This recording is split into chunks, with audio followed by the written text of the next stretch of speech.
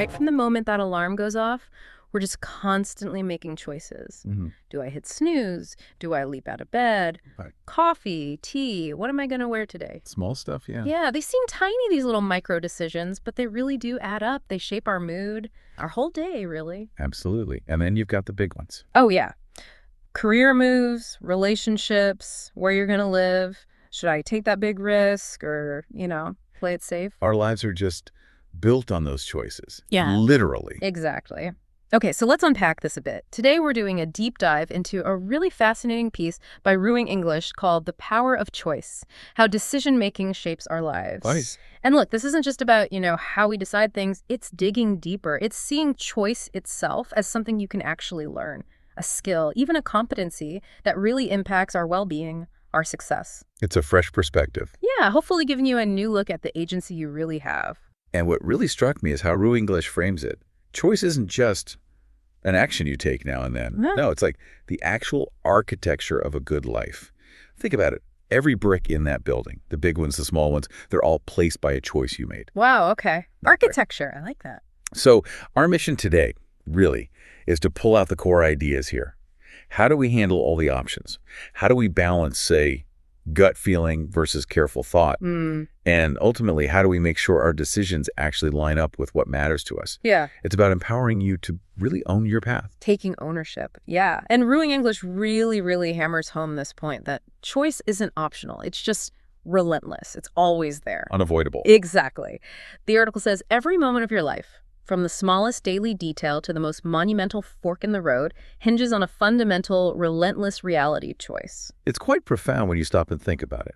It is. It suggests we're not just following some script, destiny. Our world is shaped by the sum of our decisions. The ones we make on purpose, and maybe even more importantly, the ones we kind of duck. The ones we avoid making, yeah. Yeah. It puts the responsibility squarely on us. Yeah. Our lives aren't mapped out. We're building the map with every choice. It's powerful, maybe a little daunting too. Definitely daunting sometimes. Oh? But the author pushes it further with this really vivid metaphor. Choice as the currency of existence. Ah, the currency. Okay. Right. And if you accept that, if choice is your currency, the immediate question is, well, how well are you spending it? Oof, that hits home. Right. The article is super clear. Our ultimate satisfaction in work, in life, it's fundamentally determined by the choices we make. So it's not just philosophical fluff, it's practical. Extremely practical. Are we investing that choice currency wisely? Or just letting it dribble away? It makes you value each decision differently. I really like that currency idea. It makes something abstract feel very real. And RuiEnglish connects it straight to our daily lives, doesn't it? Choice is the defining metric of our life, quality, and personal well-being. It's the yardstick. Exactly. And it's not just about dodging bad outcomes. Making good conscious choices actually instills confidence, control, and peace of mind. It goes beyond just being a soft skill. Right. It's called a strategic competency, something that leads to being more efficient, having a clearer view of the future. Imagine having that clarity. That's a serious return on investment for your choice currency. Which brings us to a really crucial distinction the source makes. One, people often mix up. Okay. The difference between decision-making as a skill versus a competency. Ah, right. Skill versus competency. What's the difference according to RuiEnglish? So a skill involves the specific steps. Gathering info, weighing options, maybe doing a pros and cons list, the mechanics. Exactly. But a competency is deeper. It's the proven ability to use those skills effectively again and again to get the results you want. So not just knowing how, but actually doing it well, consistently. Precisely. So RuiEnglish says decision-making is not just about selecting an option, it's a strategic competency. And here's the key part. It's improvable and learnable. Okay, that's huge. It's not fixed. You're not just born decisive or not. Exactly. You can actively work on it, get better at it. And that's where it gets really exciting for me, because that means we actually have real power here, right? The source says our ability to select a path, aligning that choice with our personal vision and values, is the very engine that moves our lives forward. The engine. So thinking of it like an engine, It's not fixed. We can tune it up. We can maintain it. We can learn to drive it better towards where we want to go. We're not just passengers. We are the drivers, unequivocally.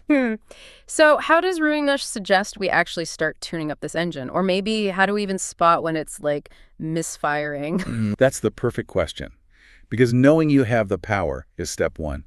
RuiEnglish suggests tuning it starts with understanding the whole landscape of choice. And one of the biggest hurdles we face, something called choice overload. Slight chuckle. Oh, choice overload. I think literally everyone listening knows that feeling. Tell me about it. Seriously, ever spent like an hour scrolling Netflix, totally paralyzed by all the stuff? And end up watching nothing. Exactly, that's what RuiEnglish means.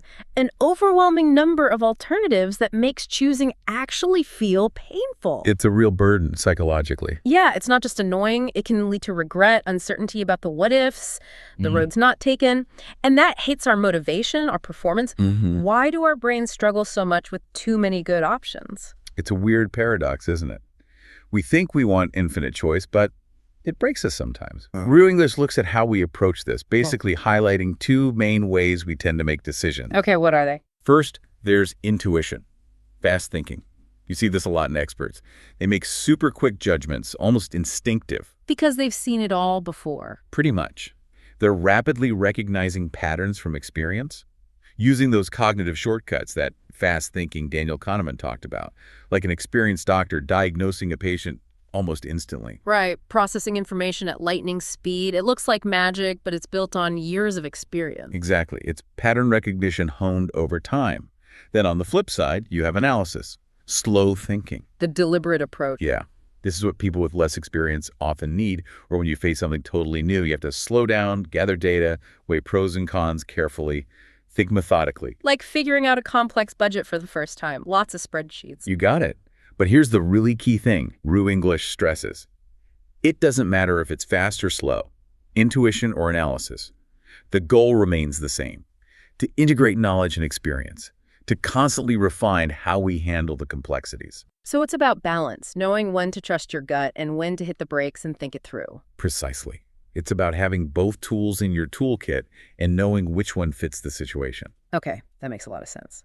So how do we get better at integrating that knowledge and experience? How do we move past just being overwhelmed and start making choices that are truly intentional? Well, RuiEnglish says that to make sure our choices really boost our well-being, improve our lives, we have to be deliberate, intentional about the process. Okay, and what does that look like? It means consciously aligning every choice, big or small, with your core values and your goals, both short-term and long-term. So not just what feels good now, but what actually gets you closer to the life you want. Exactly. And the source gives us some pretty practical steps for this. Good, let's hear them. It talks about the discipline to ponder the potential outcomes of each available option. Yeah. Not just a quick glance, but really thinking through the what-ifs. Visualizing consequences. Yeah.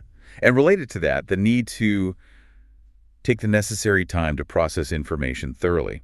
Sometimes the best move is to step back, sleep on it.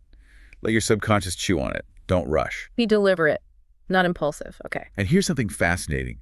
The direct link made between good decision-making and health. Health, how so? RuiEnglish notes that wise decision-making is empowered by investing in our health. Things like a balanced diet, exercise, even mindfulness and self-reflection, they sharpen your mental clarity. So taking care of yourself literally makes you a better decision maker. That's the argument. It's foundational, not just a nice extra. And one more thing. Well, getting advice from people you trust is often smart. The article is firm. The ultimate responsibility and power of the final decision remains ours. You own the choice. You formed autonomy. I like that. That idea of personal responsibility feels really central here. And it connects back to the author's background too, right? Integrating this into teaching. Yeah. RuiEnglish has a background as an English language coach, interpreter, psychoanalyst, and has actually built decision-making strategies into language courses, EFL, ESL, ESP. English learning, basically. How does that work in practice? Well, imagine a language learner struggling with, say, a tricky grammar point or a scary presentation. Instead of just getting stuck, they're taught to choose a strategy. Like practicing with a friend or breaking it down. Exactly. Or finding real-world examples. They choose a path, try it, reflect on whether it worked, and adjust if needed. They're applying decision-making to their learning. Ah, I see. So it fosters that self-awareness early on. Right. It promotes personal responsibility and life competencies. It teaches them to handle uncertainty, make clear choices within their learning, and that builds resilience, leads to success not just in English, but as a life skill. Building that mindset from the start makes sense. Every little learning choice adds up. So wrapping this up, what's the big takeaway for you listening right now? This deep dive really shows that choice isn't just about picking stuff. It's like the actual fabric of our lives. Yeah. And crucially, it's a competency we can learn, we can improve. It touches everything, our mood, our work, our long-term happiness. And if you connect all these dots, the big picture is moving from just reacting to life to actively designing it. Being the architect, like you said earlier. Exactly. By consciously making choices that align with your values, by taking care of your mental clarity, you genuinely lift your own well-being and satisfaction, the power, the agency. It's always there within you. You just have to choose to use it intentionally. Yeah. And Ruining English leaves us with this really powerful final thought. Choice is the ultimate act of self-definition. You're not a passenger. You are the architect of your life's quality. And when you really grab hold of that responsibility, it's entirely up to you. That's empowering. It really is. So here's a question we want to leave you with, something to chew on after this deep dive is over. Think about a significant decision you made recently. What values really guided you in that moment? And if you pause and think, maybe not immediately spring to mind, then what values should have guided you?